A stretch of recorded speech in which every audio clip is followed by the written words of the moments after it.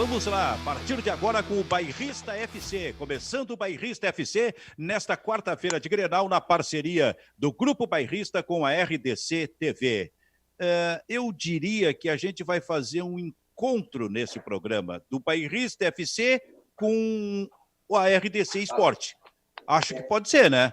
Porque de lá nós puxamos Ribeiro Neto, que há pouco estava no programa, para encontrar com o pessoal aqui do Bairrista FC e a partir daí a gente começar a trabalhar as questões do Grenal de hoje à noite. Com Kleber Grabowska, com Júnior Maicá e, como eu disse, com Ribeiro Neto. E eu só quero, antes de falar com o Ribeiro e com o Maicá, Kleber, tu acreditas que o Everton vai jogar o Grenal hoje à noite?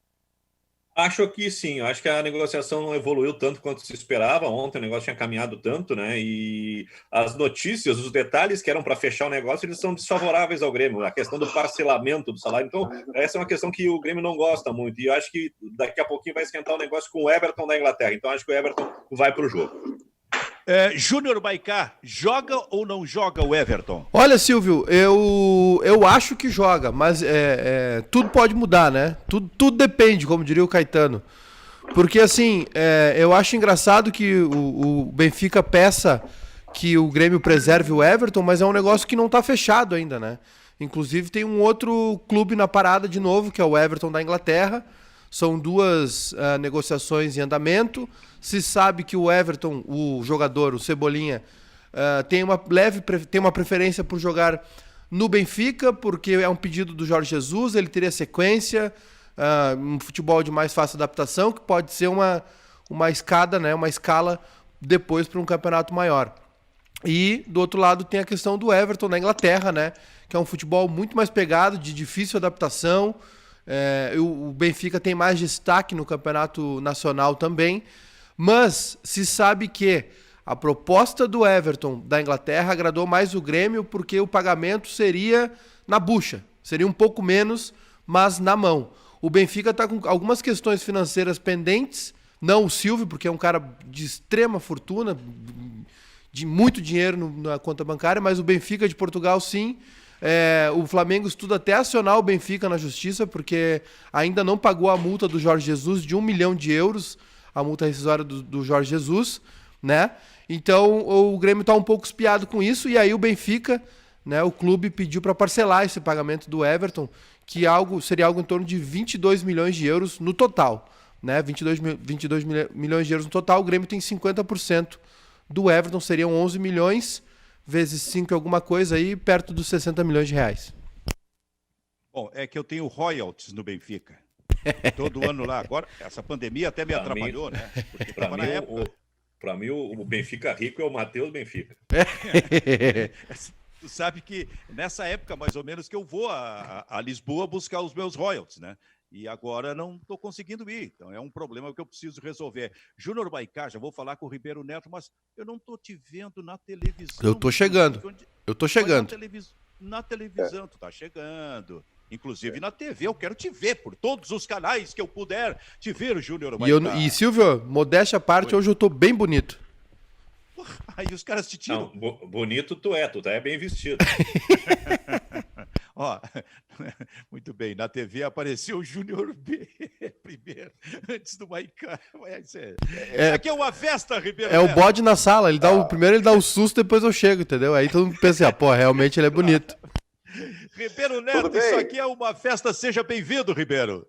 Tava com saudades já de vocês aí, eu até, quando eu gravei o Bebê falando com o Júnior Maicá, eu dei uma corneteada que vocês me esqueceram, me trocaram pelo Fernando Carvalho, como se o Fernando Carvalho fosse muito mais importante do que eu. É uma barbaridade isso aí, né? Uma coisa que não tem cabimento.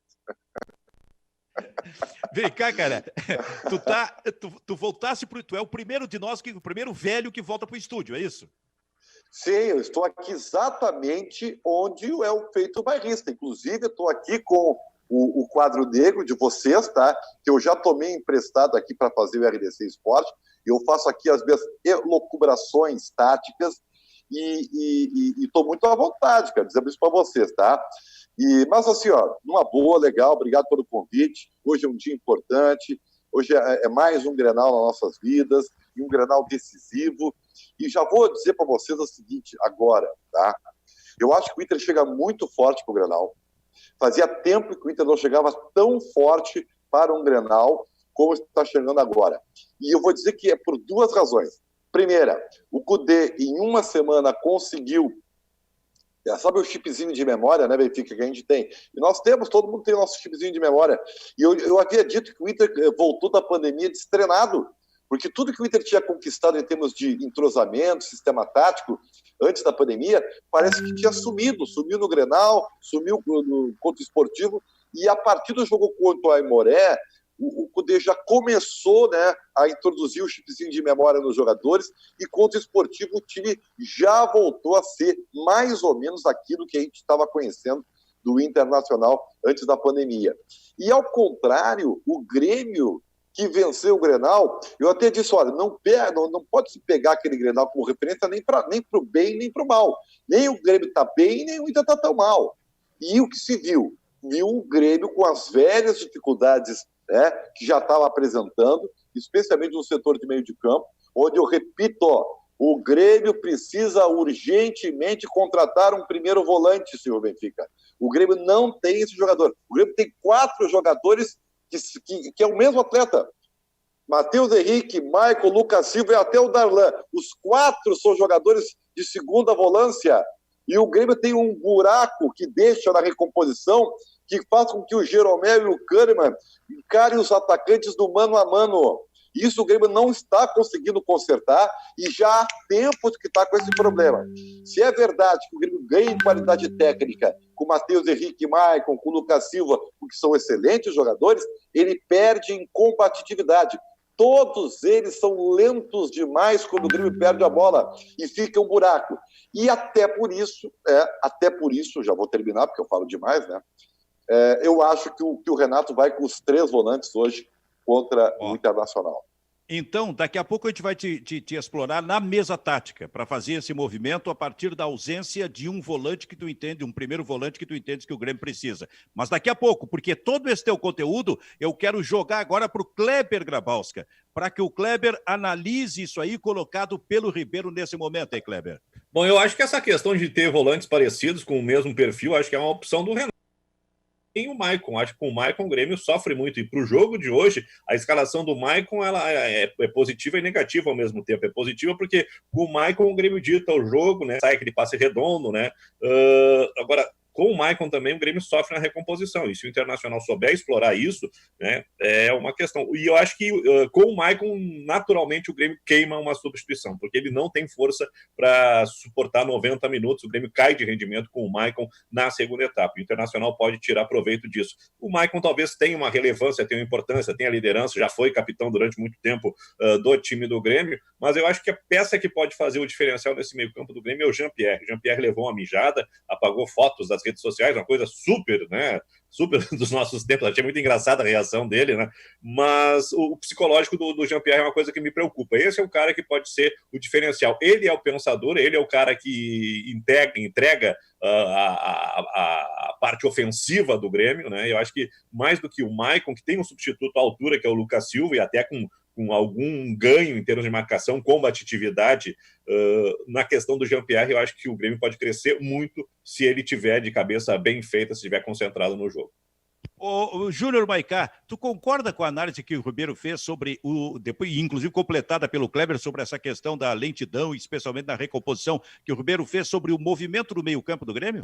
Eu discordo quando diz que o Grêmio tem 4 jogadores iguais no meio de campo, mas eu concordo com esse problema sério que o Grêmio pode ter, principalmente se jogar com Matheus Henrique e Maicon. Eu acho que em ocasiões... Mas vai jogar, né? Oi? Vai jogar, né? Eu não sei. Realmente não sei. Mas o Ribeiro tá achando que vai com 3 volantes. Pois é, aí acho que não. Acho que não mais, Silvio. Não sei. Com a volta do Jean-Pierre, acho que não. Acho que o Grêmio... acho que o antídoto para conter o ímpeto do meio de campo do Grêmio com o Jean-Pierre é fazer com que o Inter se preocupe com o Grêmio, com a bola no pé, com o Jean-Pierre em campo, né? Só que eu não vejo como, né, dada a intensidade que o Inter joga por dentro, com Bosquilha, Marcos Guilherme, Thiago Galhardo, né? também tem que lembrar uma coisa, né?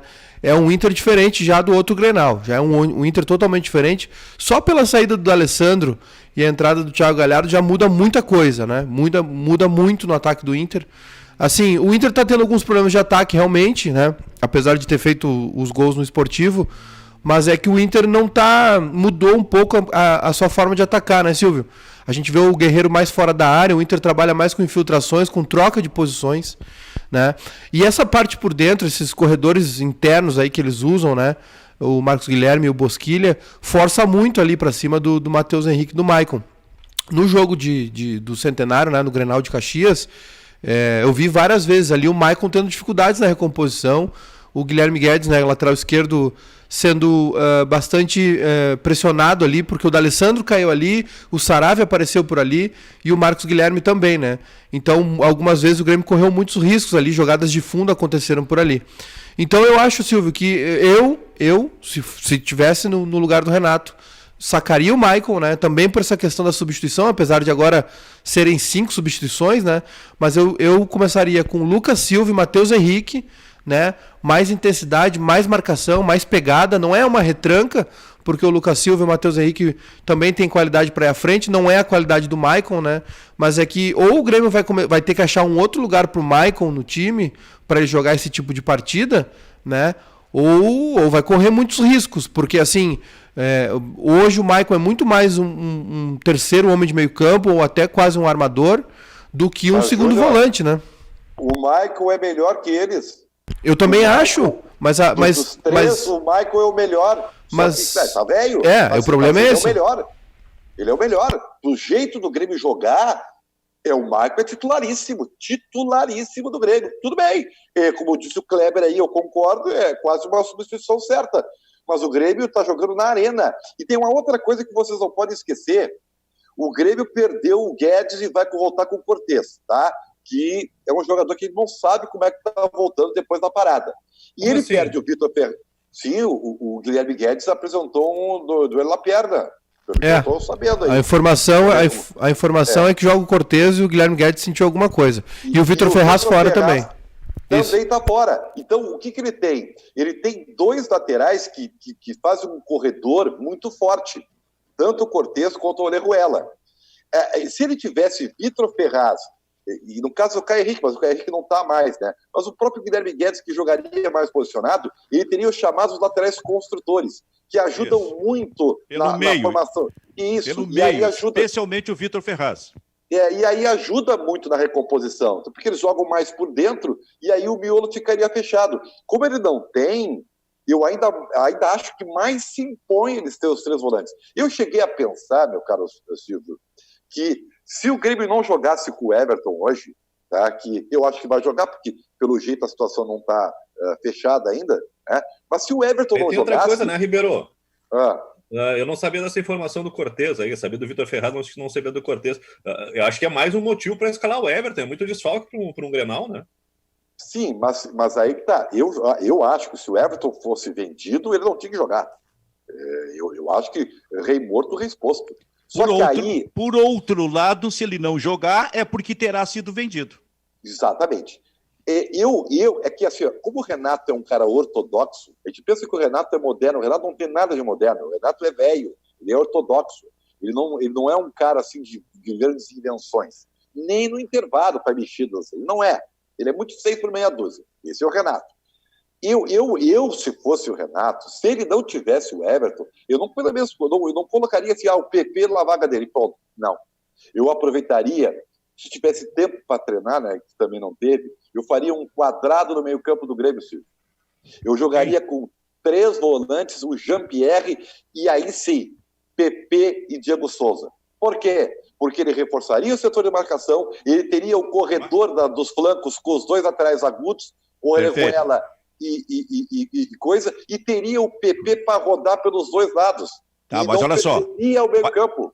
Mas olha só, partindo desta tua ideia, mas ele teria alguém... Quem é que iria para aquele lado mais, onde o Inter ataca, por exemplo, pela esquerda, muito com o Bosquilha, não tendo o Alisson para fazer os movimentos pelo lado? Mas ele teria quem 4 jogadores. Sim, mas era o Matheus Henrique que iria para ali? Lucas Silva. Lucas Silva sairia para o lado? Seria para fazer a cobertura. Seria o Lucas Silva. Mas aí teria um quadrado aqui, ó. Observa bem, ele teria quatro aqui. Mas deixa eu só falar uma coisa. Isso só aconteceria, na tua opinião. Aliás, só se o Everton não jogar. Se o Everton não jogar. O Ribeiro que é o teria que fazer isso aí. O Ribeiro que é Dinho, Goiano, Carlos Miguel e Arilson. Quadradinho por dentro. Olha aqui, tu já vai para a mesa tática aí. Deixa eu só falar uma coisa em relação ao Internacional, porque eu também tenho falado a respeito desta lentidão de movimentos do meio-campo do Grêmio. Eu não estou falando na qualidade técnica, não estou falando em falta de qualidade técnica, estou falando na lentidão de movimentos, como citou o Kleber, por exemplo, especialmente na recomposição, que é uma coisa muito importante para o futebol como se joga hoje. Se o Inter acertar, se o Inter confirmar o seu movimento de meio para frente, com o Edenilson no meio, com o Marcos Guilherme no outro, com o Bosquilha pelo outro e o Galhardo à frente deles, cara, este é um movimento de muita rapidez, de muita dinâmica, de muita eletricidade. Realmente é muita intensidade nesses jogadores. Se o Inter tiver a possibilidade de usar com essas características, deste modo, os seus jogadores hoje, vai realmente, Kleber, complicar bastante para o movimento do time do meio-campo do time do Grêmio, hein? Se o Internacional souber tirar proveito, né? Porque a gente estava pegando o Grenal da Libertadores, que acho que foi o melhor Grenal do Cudê, né? Um Grenal equilibrado, um Grenal onde o Internacional apresentou alternativas e ao longo do jogo, não começou muito bem, mas ao longo do jogo criou um duelo muito interessante, teve chances de marcar, pelo menos 3 chances vivas, né? Esse foi talvez o melhor modelo de jogo do Internacional. Agora o Grenal da retomada, o Grenal lá do Centenário, é um Grenal onde justamente esse setor, com o Marcos Guilherme completamente perdido, o Bosquilha lento e só o Edenilson se movimentando, né? O Internacional perdeu o controle desse setor e o Grêmio cresceu, principalmente no segundo tempo. Curiosamente, quando saiu o Maicon e entrou o Darlan, quem tomou conta do setor foi o Matheus Henrique. Bom, vamos para a mesa tática aí, para que o Maicá também, que é gremista, e o Ribeiro acho que vai fazer primeiro os movimentos do Grêmio, para que o Maicá também fale a respeito desse assunto. O que tu vai propor aí, Ribeiro? É assim, ó, eu até gostaria que abrisse a mim para pegar todo o campo de jogo aqui, né? Assim, o que é o que o Grêmio hoje, ele tem normalmente 2 volantes e o Jean-Pierre aqui. Esse é o time titular do Grêmio, né? Com o Alisson e o Everton lá. Acontece o seguinte, esses 2 volantes do Grêmio, eles são hoje médio apoiadores, né? Como se diz na linguagem moderna, né, Silvio? Médio apoiadores. Esses jogadores, eles atuam avançados, porque o Grêmio, com o seu padrão de jogo, ele ocupa muito mais do grande círculo para o ataque do que propriamente com a bola iniciada aqui no campo de jogo. Tá? Avança a marcação. O que acontece? Como o Internacional, muito bem lembrado pelo Kleber, tá? Ele tem com jogadores movediços e que no sistema Cudê eles fazem uma marcação de saída de bola no máximo até intermediária ofensiva. No momento que o Grêmio perder essa bola, olha o buraco que fica aqui, ó. Fica Jeromel e Kahneman completamente no mano a mano. Então esse problema o Grêmio vai enfrentar quando jogar contra um time bom, contra um time pesado, porque tanto o Matheus Henrique como o Michael e até o Lucas Silva, e eu vou dizer mais, não é o Michael não o mais lento, o mais pesado, o que demora para voltar é o Lucas Silva. Observe bem, o Grêmio vai deixar, como tem deixado desde o ano passado, vocês lembram bem, vai deixar a sua defesa exposta. Como é um jogo só, como é decisivo, né? Cada detalhe conta, eu não imagino o Renato oferecer isso para o adversário, sabendo, inclusive, que o Internacional ocupa esse setor aqui, muito próximo à área adversária, de marcação sob pressão. Roubou a bola aqui, o Grêmio está perdido, porque os 2 volantes do Grêmio são muito lentos e fracos. Ribeiro, ele já avançou. Ribeiro, se o Lucas Silva é ainda mais lento que o Michael, por que tu está propondo 3 volantes? Porque aí tu não perde a criatividade, que é o que eles têm de melhor. Esses jogadores, se eles têm problemas de marcação... pode seguir. Não, aí tu ocupa... A menos que tu fixe um atrás. Não, mas aí tu tem 4... É uma questão numérica, tu povoa o teu meio campo, essa bola rebatida vai acabar sempre ficando no pé de um jogador do Grêmio, até pelo número maior de jogadores concentrados no mesmo setor. Então aí tu pode posicionar o Lucas Silva e o Matheus Henrique mais atrás, que são mais jovens, né, e tem um pouco mais de combate, e o Michael e o Jean-Pierre mais à frente. Aí tu tem as duas coisas, tu tem combate e tu tem criatividade. Vou dizer uma coisa para vocês aqui, já quero o Júnior Maicá falando sobre isso, e em seguida o Kleber. E daqui a pouco eu quero que o Ribeiro também faça os movimentos do Internacional, e já que ele está direto do estúdio da RDC TV, na frente da mesa tática. Então é o seguinte, não duvidem que no segundo tempo, Júnior Maicá, o técnico do Grêmio, de novo coloque o Darlan em campo. Porque no Darlan ele pode ter essa digamos, melhor dinâmica, até porque é um garoto, é um jovem, ele rejuvenesce um pouco o movimento de meio campo, e isto no último Grenal deu certo. Porque quando ele entrou no intervalo do jogo, ele mudou a partida a favor do Grêmio. Cresceu o Matheus Henrique e cresceu também o Jean-Pierre. E aí, o Maicá? Olha, Silvio, eu acho que a chance do Darlan aparecer hoje é mínima, porque tem que lembrar que naquele Grenal o Grêmio não tinha o Lucas Silva, né? O Darlan era a única opção pro meio. Até tinha o Tassiano também, mas o Tassiano acabou aparecendo mais à frente depois. Então eu acho que o Renato enxerga o Darlan como um substituto pro Matheus Henrique, né? E o Matheus Henrique não sai do time do Grêmio. Dificilmente ele é substituído. E eu acho que... Entrou bem. Ele entrou bem no jogo. Sim, entrou bem, entrou muito bem. Eu tô tentando... O passe sai mais rápido. Mas só um pouquinho, gente. A gente tem que pensar o seguinte: o banco de reserva só tem 5 jogadores de linha. No banco ou tem Lucas Silva ou tem Darlan, né? Não, mas tem tido os dois, Kleber. Tem tido os dois. Teve um jogo que teve o Michael, que o Lucas Silva jogou, que teve o Michael e o Darlan. Pode ser. Eu vou catar aqui as escalações do Grêmio, tá? Vamos tentar desenhar o banco do Grêmio aí, para ver se essa possibilidade existe. Clebinho, tá, vamos lá. No jogo do final de semana, o Lucas Silva ficou no banco, né? O banco do Grêmio foi David Braz, Paulo Vitor, David Braz, Lucas Silva, Isaac, Pepe e Luciano. 3 opções de frente, uma de meio, né? E um zagueiro e um goleiro. Esse foi o Isaac fazendo o papel do Tassiano. Agora é Grenal. O Isaac vai sobrar, vai entrar o Darlan nesse meio campo. O Tassiano volta hoje, né? Ou o Thiago Neves. Como alternativa. No jogo contra o Ipiranga, o Tassiano, a tendência é que volte hoje também. Mas é informação de bastidor, né, Silvio? Nada oficial ainda.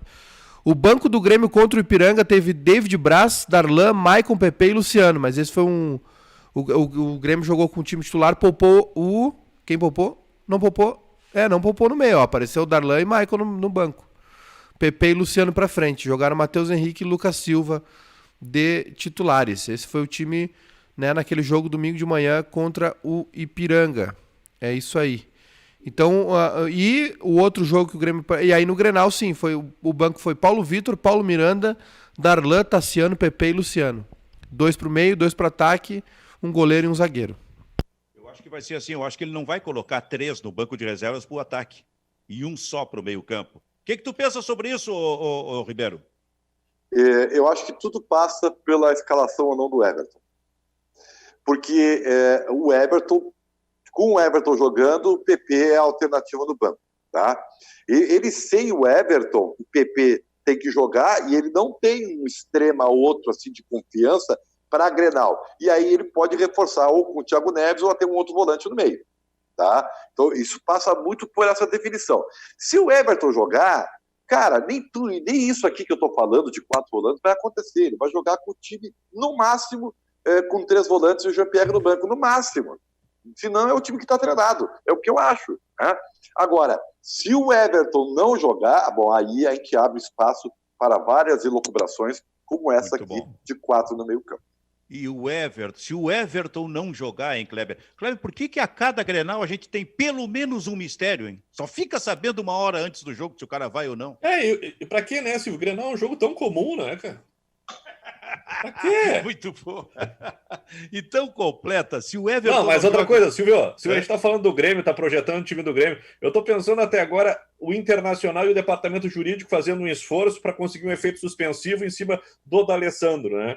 Internacional, ele escala o D'Alessandro muito mais pelo passado do que pelo futuro, né? Eu tô com uma opinião que o TJD o TJD tá tentando ajudar o Inter e o Inter não percebeu ainda. Só uma coisa a respeito disso, só para dizer o seguinte, uma pena que o Baldasso não está aqui. O Baldasso está na dele, é um passador de pano, entendeu? Dá pra puxar. Atenção, Júnior B. Uma e meia dá para chamar. Dá para Júnior B. Dá, como diria o candidato aqui. O Baldasso aí. Esse ouviu? Como diria o candidato aquele, dá para fazer. Exato. Júnior Baicá, já avisa o Júnior B aí para puxar esse homem aí depois da 1h30. Vamos ver, né? Vocês já notaram que o torcedor do Inter, especialmente da rede social, e eu não cobro coerência de torcedor, eu cobro coerência da gente. Quer dizer, porque esqueceram que o D'Alessandro fez alguma coisa errada. As pessoas esqueceram isso. As pessoas só estão dizendo, é uma barbaridade, olha só, o presidente é gremista, o TJD é gremista, e não sei o quê. Mas pera um pouquinho, o cara vai lá e faz uma bobagem, faz uma asneira e ninguém diz isso. A culpa do D'Alessandro não jogar, eu acho até que vai conquistar o efeito suspensivo, tá? Eu acho que vai. O que eu tô achando? Mas a culpa é do D'Alessandro, de ninguém mais. A culpa é dele, que foi lá, teve um chilique, né? E se colocou nessa situação. Então, esse pano eu não vou passar, deixa pro Baldasso fazer isso aí. Será que ele passa? Muito bem, esse é o Bairrista FC, na parceria do Grupo Bairrista com a RDC TV e cruzando o Bairrista FC com o RDC Esporte. A gente cruzou. Fomos buscar um símbolo sexual do Rio Grande do Sul chamado Ribeiro Neto. O Sean Connery dos Pampas. Tá mal o Rio Grande do Sul, hein, meu? O Ribeiro Neto... O Ribeiro Neto, nós temos um quadro aqui, o Ribeiro, no programa, que volta e meia a gente sacaneia aqui, busca celebridades gaúchas, chamado Giro dos Stories. Então tu vai fazer parte, tu vai passar a fazer parte também. Quando a gente chama aqui Giro dos Stories, alguém vai dizer assim, o que o Ribeiro Neto está dizendo nas redes sociais? É assim que funciona, tá? Muito bem. Tá bom. Então é o seguinte, para enlouquecer o Júnior Baicá, coloca o modo e a intensidade da gente, dos movimentos do time do Internacional para que a gente possa falar aí, nessa nossa mesa tática aí, Ribeiro Neto. Bom, assim, o Internacional, e diga-se de passagem, tá? Eu estava muito preocupado com o retorno do Inter, eu até chamei o Inter de destreinado, Silvio, porque foi um choque para mim ver aquele time. Ribeiro, para mim também foi. Para mim também foi, porque, olha só, o Inter foi o que melhor treinou, o Inter teve o seu técnico praticamente 2 meses, se não puder, só na reta final pôde fazer os movimentos de conjunto, os movimentos coletivos, por exemplo, mas podia conversar, ele estava aí para conversar, para orientar, para buscar o jovem, quero esse tipo de movimento da tua parte, tudo isso poderia ter sido feito e acho que fez, e aí o Inter entrou para aquele Grenal com um resultado que parecia que não tinha feito muita coisa não durante todo esse período. E que piorou ainda mesmo com o time reserva com a apresentação contra o Esportivo. Aí ficou, mas o que aconteceu? Aí eu falei do chip de memória, né? Cadê o que foi treinado lá atrás? Bom, mas isso parece, né, que foi, né, ajustado já a partir do jogo contra o Aimoré, coincidentemente com a queixa do Cudê de um gramado melhor, vou dar esse crédito a ele, tá? E especialmente agora no jogo contra o Esportivo, onde o Internacional executou, né, as valências, olha só que bonito, as valências, né, que o Cudê gosta para usar as ferramentas táticas do seu sistema de jogo. Então, assim, pega como se fosse um ataque, tá? Isso aqui é o Guerreiro, isso aqui é o Thiago Galhardo e o Marcos Guilherme. Eu vou dizer uma coisa para vocês, tá? O Thiago Galhardo, isso aí é obviedade, tá todo mundo vendo que o Thiago Galhardo é a grande boa notícia, e que o Guerreiro está agradecendo de pé junto, né? Porque ele, além de não deixar o Guerreiro isolado, ele voltou muito bem. É a grande afirmação. Só que não é só isso. Vocês notaram o crescimento do Bosquilha nos 2 últimos jogos? Fundamental, tá jogando muito o Bosquilha. Então, assim, o Internacional, como eu digo, está chegando muito forte, porque o Inter voltou a executar no campo de jogo, e eu estou pegando aqui o ataque do Internacional, por favor, vejam como é o ataque, não como defesa, tá? Porque o Thiago Galhardo, ele é um jogador que ele faz esse movimento assim, ó, é quase uma meia-lua em volta do Paulo Guerreiro. Então ele está sempre perto e dá muita assistência. Só que tem o seguinte, o Internacional faz com o Bosquilha aqui, tá? Com o Edenilson e até com o Marcos Guilherme, quando volta, o Inter faz um bloqueio da linha intermediária defensiva do adversário, que a roubada de bola do Internacional, ela é fatal. Ela é fatal. Por isso que eu digo que o Grêmio vai ter um grande problema se não reforçar o seu setor de meio campo.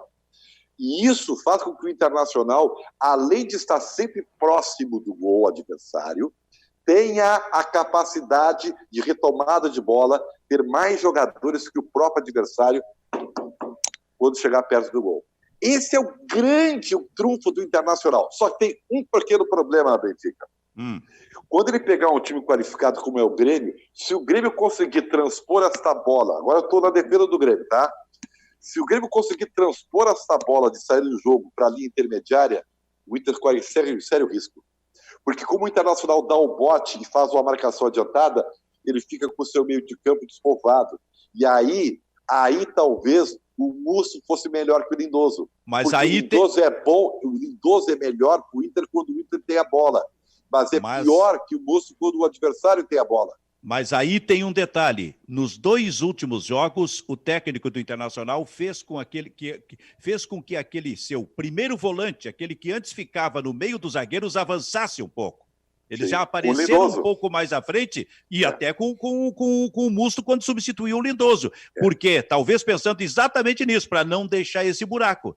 Né? Quando o time adversário pega a bola. Então é preciso avançar um pouquinho esse volante e não deixá-lo lá atrás.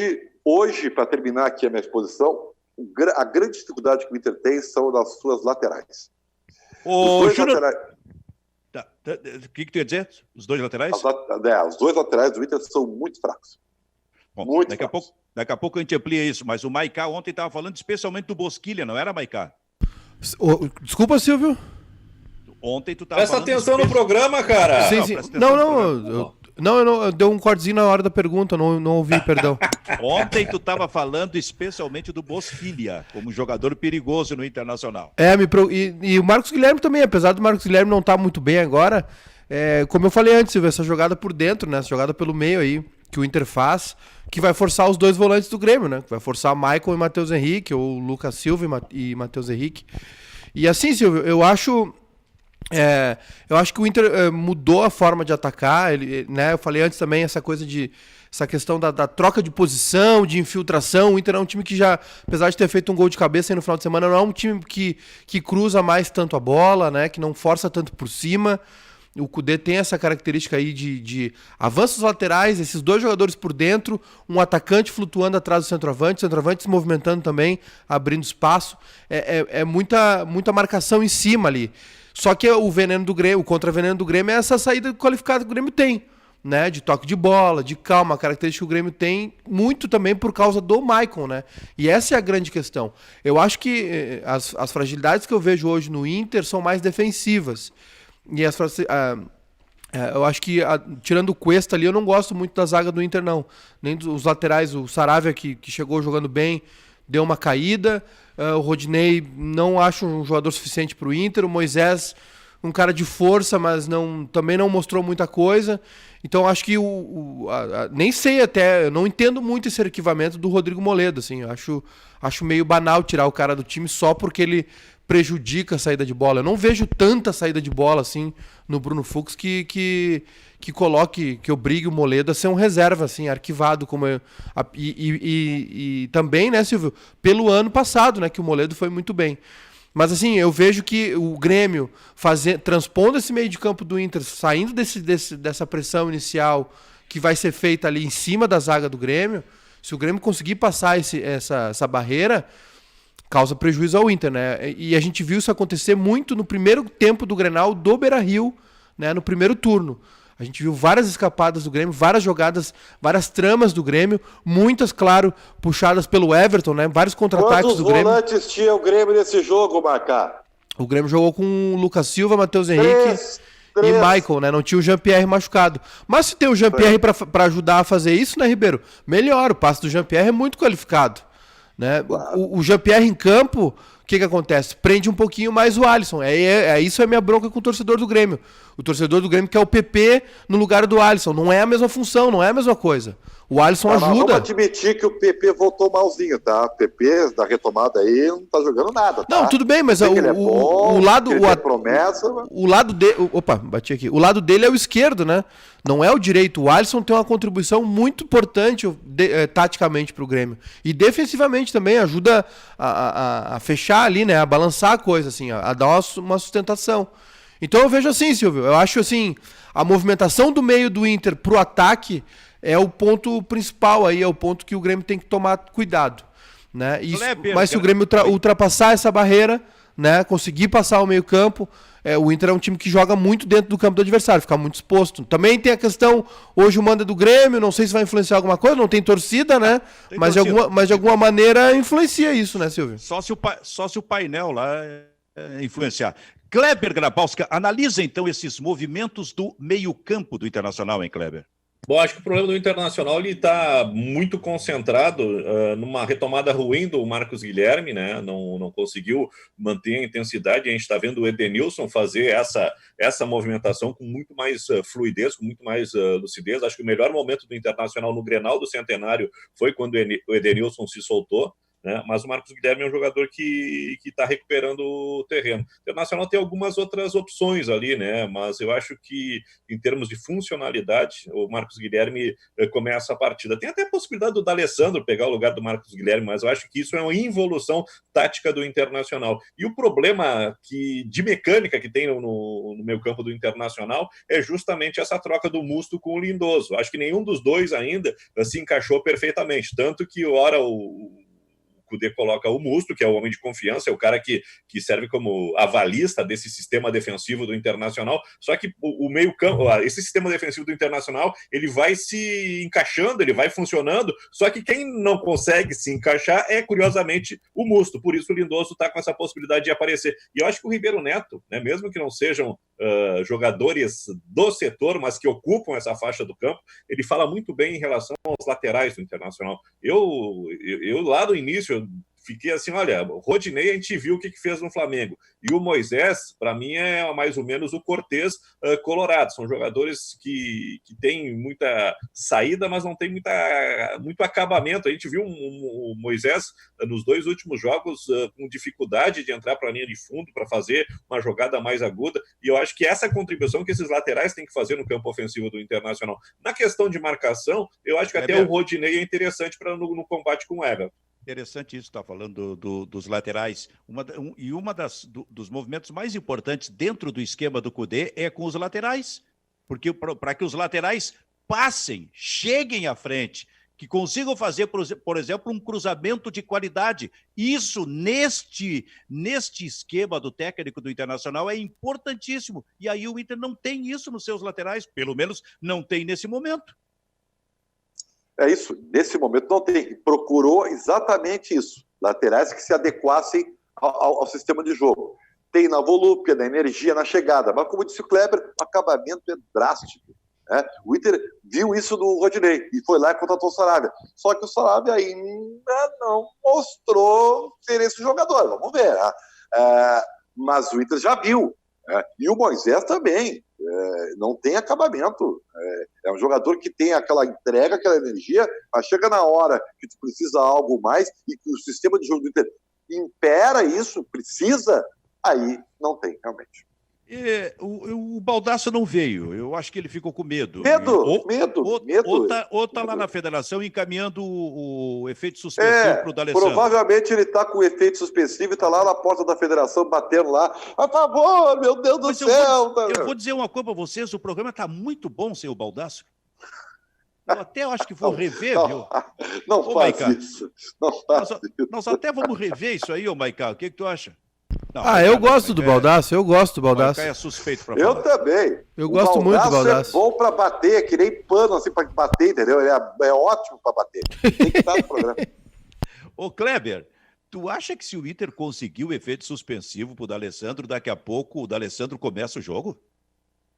Não, eu estou pensando no seguinte, eu acho que não tem nenhuma chance do Alessandro começar o jogo, né? Eu acho que seria um erro, né, do Cudê. Eu acho que o Internacional está achando soluções, ele está conseguindo fazer essa transição de um time sem o Alessandro, sem muito sofrimento, está tendo acréscimo de qualidade, uma coisa, a mudança de esquema, a chegada do Galhardo, né, o crescimento do Guerreiro com o Galhardo, mostram que o Internacional está acertando em deixar o Alessandro no banco. Mas eu estou pensando que o jurídico do Internacional se mexe, não pensando no Grenal, porque acho que no Grenal o Internacional está encaminhado, não vai ter novidade nenhuma. Talvez o D'Alessandro está concentrado, jogando ou não, né? Naquele negócio de mobilização, vamos conversar, né? Não sei se com essa questão do protocolo ele consegue entrar no vestiário, né? Mas acho que é um elemento de mobilização, liderança, né? Movimentação de grupo, essas coisas que fazem o folclore do Grenal. Eu acho que o Internacional ele está pensando mais adiante, porque se ele consegue o efeito suspensivo, o D'Alessandro fica à disposição para o primeiro jogo da final, ou até mesmo para a final única, né? E aí sim, eu acho que é importante ter uma alternativa, até porque a gente não sabe como é que vai ser o Internacional quando essa final começar, né? A propósito, Maica, alguma informação sobre essa final do Gauchão? Existe uma possibilidade da final ser disputada em jogo único no final de semana, né? A CBF abriu essa brecha aí para adiar os jogos de quem estiver no jogo decisivo, né, dos estaduais. E, Silvio, a Série D que o Caxias está envolvido é setembro, né? É setembro, né? Sim. É setembro. Se eu sou o Caxias, eu só aceito o jogo único se for, no mínimo, em local neutro. Tem que... Porque se for da melhor campanha, né, que prevê o regulamento na Arena, o Caxias está entregando a chance de título. Com todo o respeito ao dirigente do Caxias, ou no Beira-Rio, desculpe, pelo amor de Deus, na Arena ou no Beira-Rio, claro, pelo amor de Deus, tá? Porque o Inter ganha, tem melhor campanha que o Caxias também.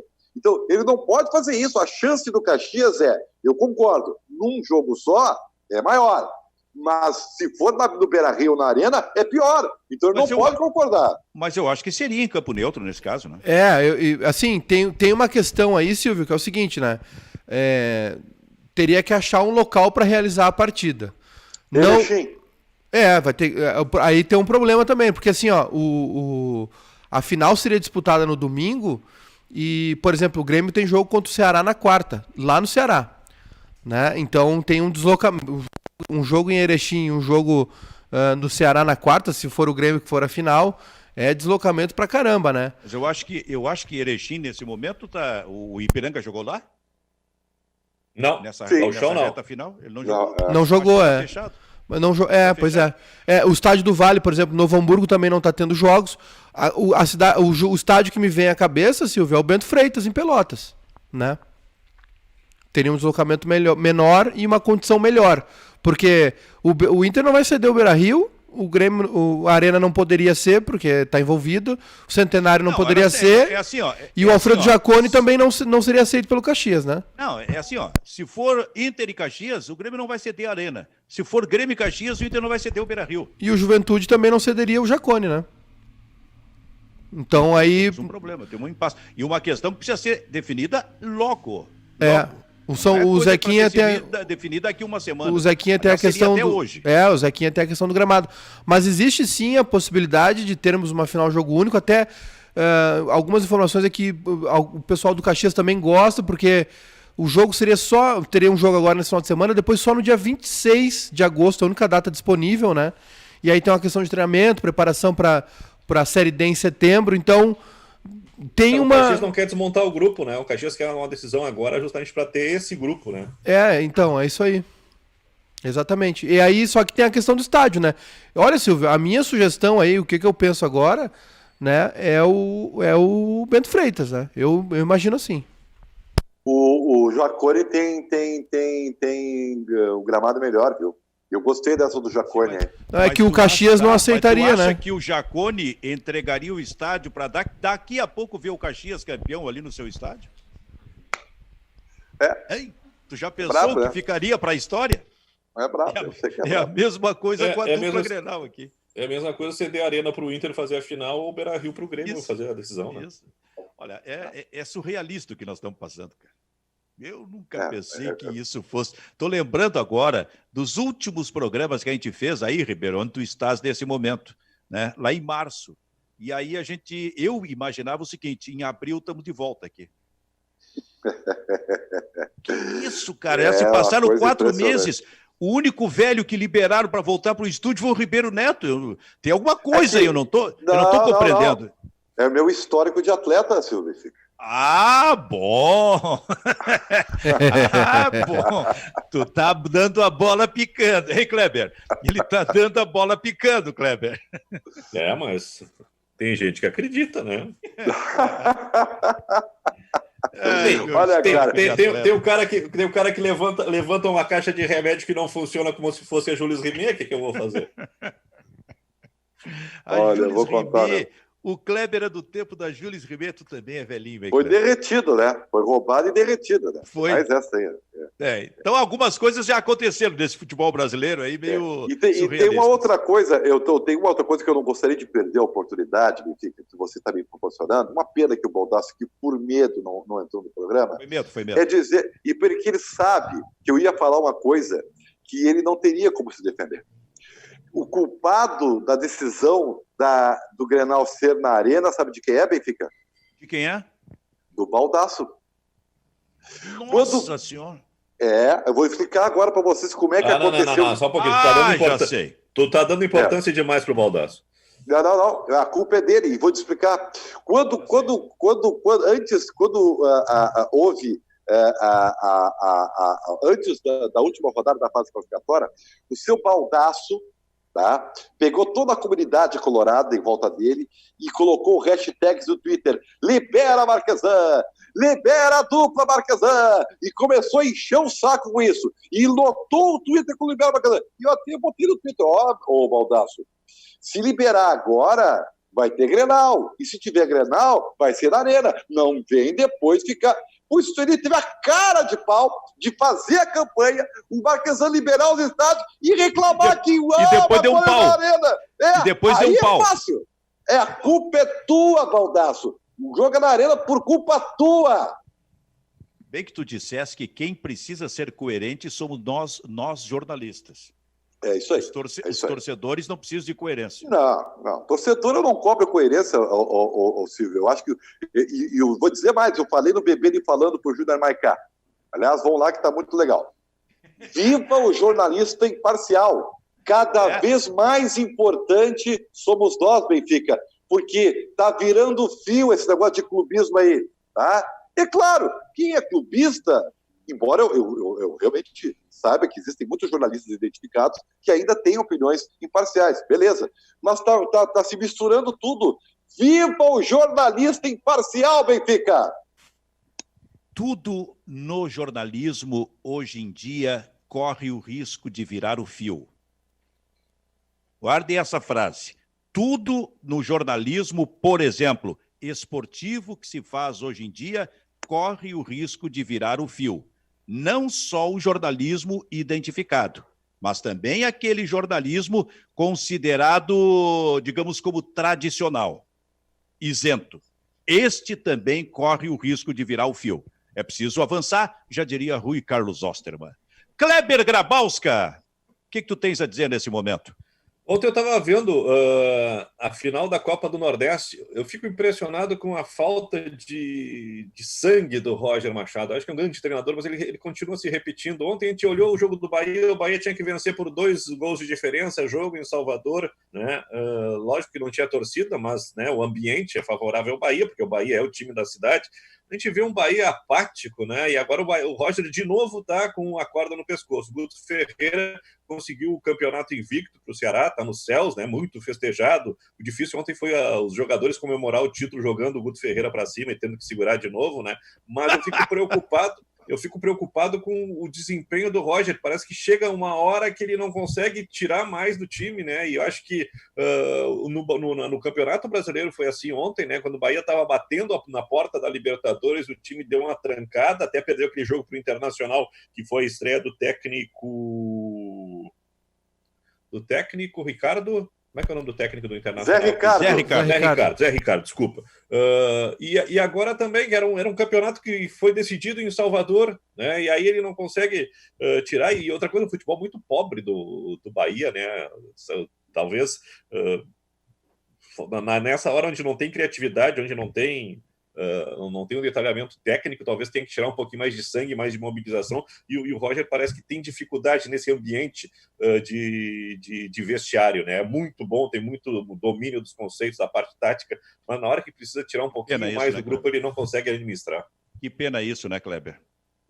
Eu gosto dos conceitos de futebol do Roger, mas isso por si só não é o trabalho completo. Tem que ter mais alguma coisa, evidentemente, qualquer treinador. Mas, Silvio, que pena se o Roger ficar no meio do caminho. Ele está precisando de um título, Roger. Mas assim, ó, esses dois treinadores que eu vou falar, basicamente o que o Kleber disse, eu vou sublinhar. Eles têm trabalhos muito elogiáveis, e acho que existem razões muito fortes para isso, mas eles não têm complemento. É o Roger e o Fernando Diniz. O Fernando Diniz tem um conceito entre nós, então, né, moderno, metódico e tal, mas não ganha nada. Tá? E o Roger foi assim no Palmeiras. O Roger, por exemplo, ele foi o Palmeiras e o Atlético. O Roger foi primeiro lugar na fase classificatória de Libertadores da América. Você lembra disso? Sim, só melhor que campanha. Depois, quando precisa cereja no bolo, ele falta competitividade aos times do Roger na hora final. Eu fico imaginando, falei há pouco aqui da RDC Esporte, assim, ó, chega uma hora que não é só o método, que não é só o estilo de jogo. Chega uma hora que o teu time tem que ganhar e não jogar. Lembra quando se fala assim, Grenal não se joga, se ganha? Essas coisas assim, que podem parecer muito periféricas, mas isso tem muito a ver com o discurso do vestiário. Tanto o Roger como o Fernando Diniz me parecem pessoas muito afáveis, e que é muito bom, não tem problema nenhum, mas tem uma hora que você tem que ganhar, você tem que ser mais objetivo, mais pragmático. E eu acho que eu ainda vejo como emergentes. O Roger é um emergente, e que ele vai conseguir, porque ele é um belo treinador, eu gosto muito do trabalho dele.